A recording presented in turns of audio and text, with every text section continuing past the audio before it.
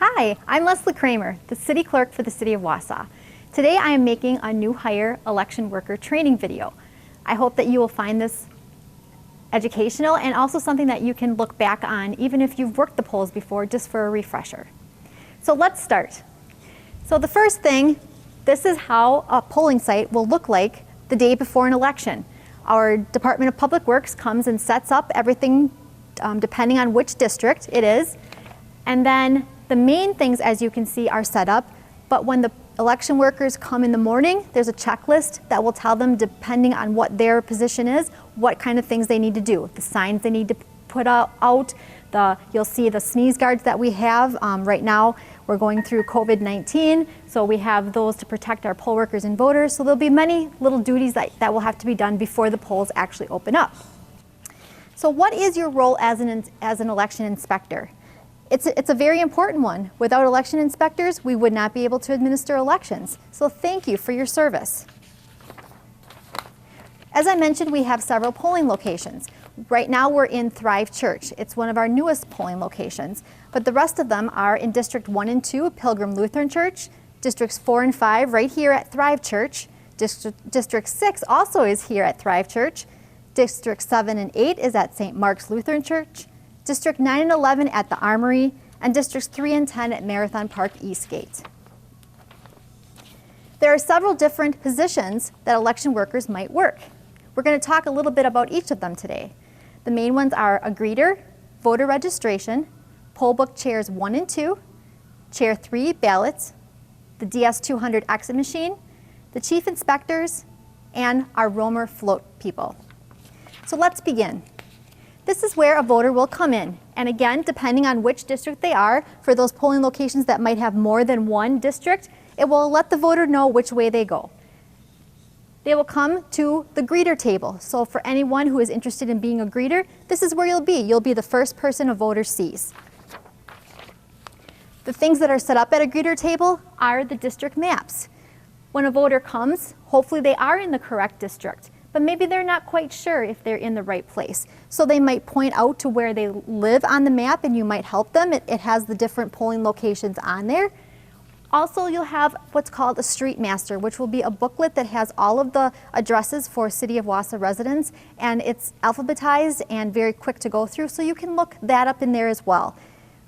One of the main things to remember is if a voter comes and you don't think they're in the right location or they think they're not in the right location, never just send them away. Always call City Hall or go find the chief inspector, which we'll look at that position later, and ask them to call City Hall. We don't want to make a mistake and send a voter out to only have to come back. So always call and check before sending a voter away. Some of the other things that the greeter is going to do is if a voter has a question about, I am not registered, where do I go? The greeter will tell them which table they need to go to first.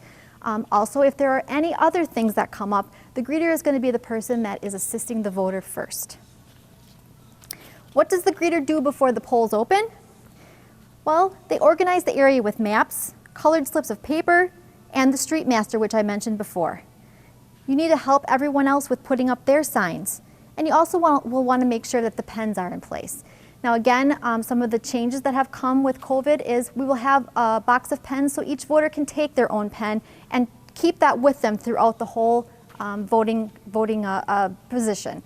They'll take that outside with them. If they don't want to, we will have a bucket set up and they can put it in there to be sanitized. So you just want to make sure all of those things are in place.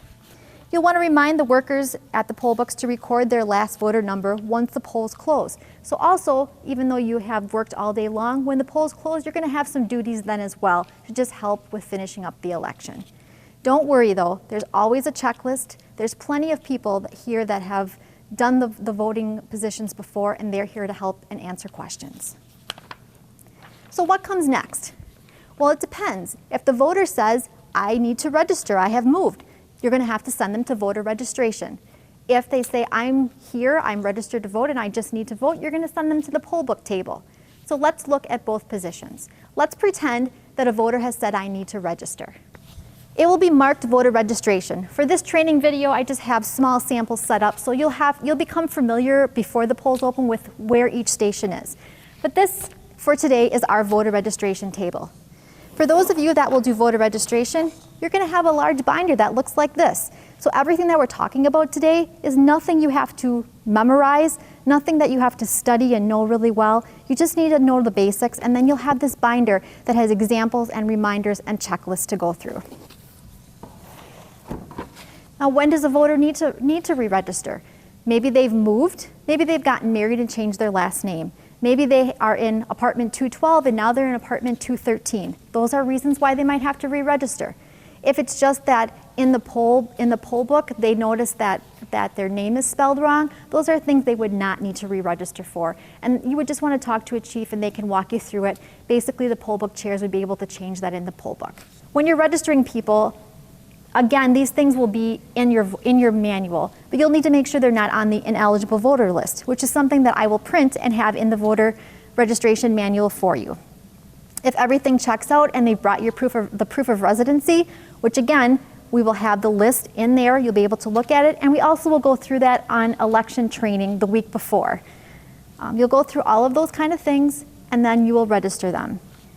If they are ready to be registered, you will give them, after you sign, their voter registration, and then you're going to send them to the poll book chair 1 and chair 2 table. So voter registration, what will you do before the polls open? You're going to find the voter registration manual. You're going to look through it and make sure you don't have any questions. You'll do things like set up your area by taping up signs that say voter registration. You'll also have the forms available that are the voter registration forms. All of these things will be located in the binder. You're going to set your place up so that you are ready to assist voters. Should you have any questions, the chief inspectors are here.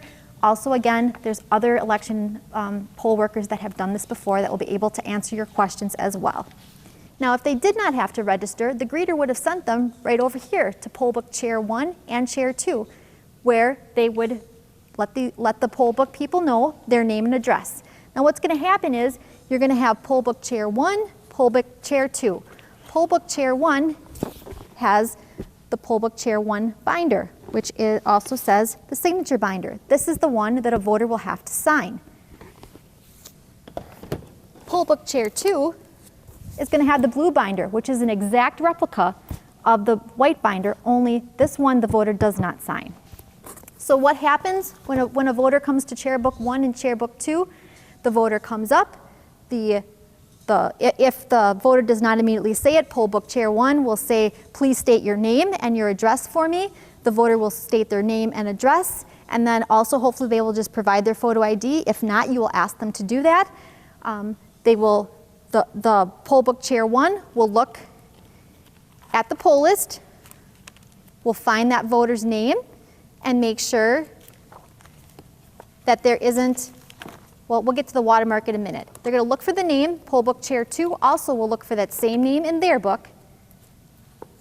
And then as long as there isn't a watermark that tells us that they have received an absentee ballot or have returned an absentee ballot, if there's just a white little line here, you're going to have the voter sign their name in the white binder.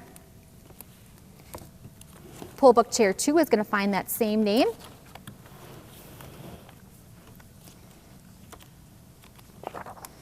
We'll just pretend these are the same.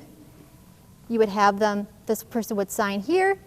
They do not have to sign here. You would find their correct voter slip. Depending on their ward, there's going to be different colors, which also you will know this based on when you're setting up your polling location. There's a checklist. Also, the chief inspector would also be able to help you if you're not sure. Each ward is going to have their own color to keep things separate. So now your voter has signed poll book 1. Poll book 2 has made sure they are on the same page as poll book 1. You're going to issue the voter slip, which has a number on it. So this would be for Ward 13, voter number 1. So a number 1 would go next to that voter's name in each poll book. Again, both poll book 1 and poll book 2 need to match exactly. So except for the one signature part, the number has to be the same on each. That's how we keep track of who has come in and voted. Obviously, there's always little details, which we will go through when we have election school training in person, but that is the major job of poll book chair 1 and poll book chair 2, is making sure that you have found the voter in the poll list, that the voter has signed the white book, that the number has been recorded in both poll book chair 1 and poll book chair 2, that throughout the day, you both are looking through the book to be sure that it is exactly the same. Because after the polls close, we have to make sure that we are on point with numbers, that the number of voters that we had matches what's going to be at the end for the voting machine. And then a reconciliation has to be done. The main thing that you'll have to do at the end is do a recap sheet. So after the polls close, poll book 1 and poll book 2 will sit down and they'll go through and they'll enter in all these numbers which will come from that information. Very quick and easy if you are going through during the day and making sure that everything is the same between the two books. What other things should poll book 1 and poll book chair 2 know? Well, we always know that that we have to show photo ID before we get our ballot. Now again, there'll be different examples in your book, so you don't have to memorize them. The most popular is a driver's license. And for the poll book chair 1 and poll book chair 2, the driver's license has to be a Wisconsin driver's license.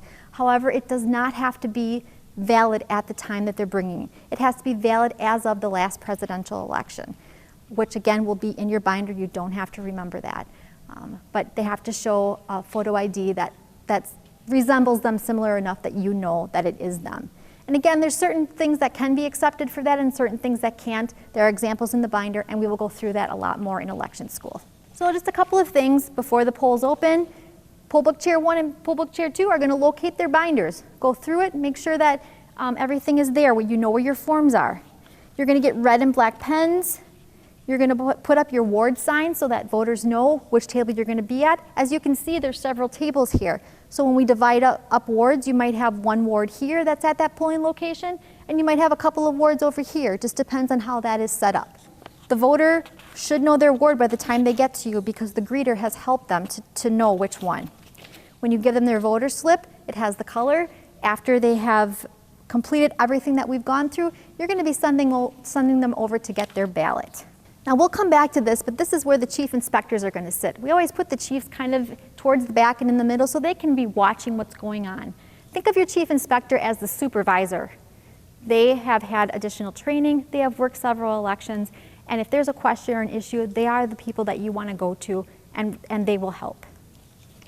So for right now, we're going to go to our ballot table. So this is where chair 3 would be sitting. And again, depending on how many wards, there's going to be different ballots, and we have color sheets so that based on that little slip that the poll book chairs gave, is going to match the color sheets that go with the ballots. So before the polls open, you're going to want to go and get whichever ballots you need. You're going to want to set them up based on the color coding so that it's very easy when the voter comes over with their slip for you to locate which ballot it is. It's very, very important to pay attention that you are giving the correct ballot for the correct ward, because we want to make sure that every vote counts the way that it should. So what should you do before the polls open? You locate the color-coordinated laminated ward cards and place on the ballot table. You stack the corresponding blank ballots by ward on the table with the card on it so you can easily see that. You're going to need a few black pens, and during election hours, you're going to take the ward slip from the voter.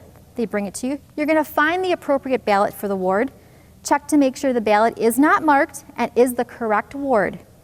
You're going to initial the ballot.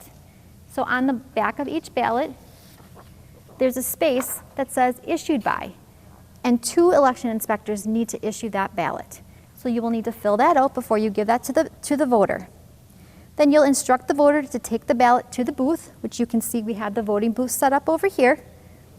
Again, for the purposes of right now, they should have a pen with them that they're using throughout the full voting process.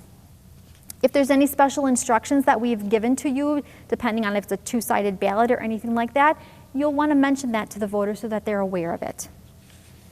Also, you can answer questions about the ballot that might be general, but you cannot answer questions about who you might vote for or what you think about a candidate or anything like that. So if those questions arise, you would just say, I cannot respond to that. And then as far as, we also sometimes have write-in candidates, which we would tell you about beforehand. And if that's the case, you would be the position that would have the list. You only have to give those out if someone specifically asks you who the write-in candidates are. Many elections we don't have registered write-ins.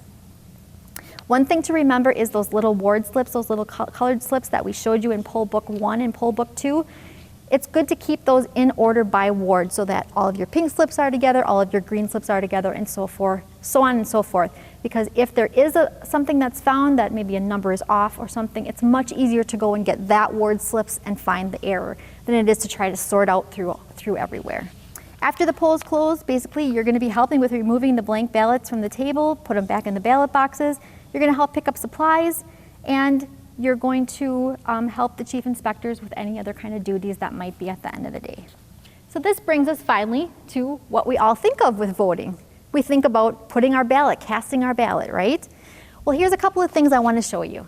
First of all, we have to remember that some people have a disability for whatever reason. Maybe they can't hear well, they need Braille, they need some kind of assistance. So every polling location must be set up with a ADA type of machine that will help any voter who can't just cast a ballot in a normal voting booth. So this will always be set up. You don't necessarily have to know exactly how it works, but you should ask maybe to see how it works, or come to City Hall. We have public test always before an election, or if you come to City Hall to vote early, we could also have one set up that you could cast your ballot in that machine. There's a screen on it. The chief inspectors will definitely know how to use it, so if you have a voter that needs to use it, someone in the voting location will be able to assist them. Most voters, though, are going to go ahead and move on to a voting booth. They can choose whichever one they want. There are pens in it for them, but again, they should have their own pen to use. They'll come in here, they'll cast their ballot, and then once they're finished, they will proceed down here.